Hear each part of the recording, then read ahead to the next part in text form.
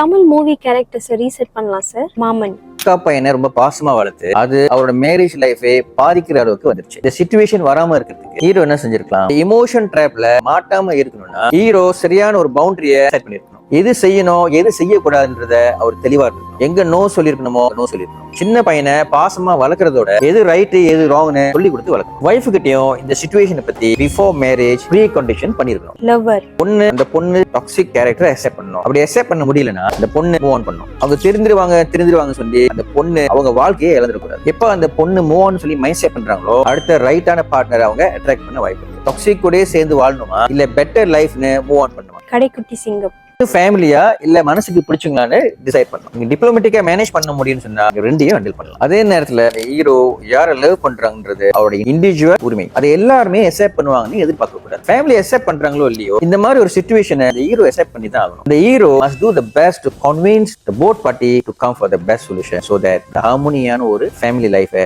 ரெண்டு பேருமே என்ஜாய் பண்ணுவாங்க. பெரும்பாலுமே இப்பெல்லாம் பாத்தீங்கன்னா நிறைய மூவிஸ் வாழ்க்கையில இப்ப நடந்துகிட்டு இருக்க விஷயத்த தான் நிறைய மூவியை எடுத்து அதில் கொஞ்சம் அழகுபடுத்துறாங்க. மூவி வர கதாபாத்திரங்களை நம்மளுக்கு ஒரு லைஃப் எக்ஸ்பீரியன்ஸ் எடுத்துக்கிட்டு ரொம்ப லைஃப் இம்ப்ரூவ் பண்ணிடலாம். Stay positive, stay connected with the universe all the time.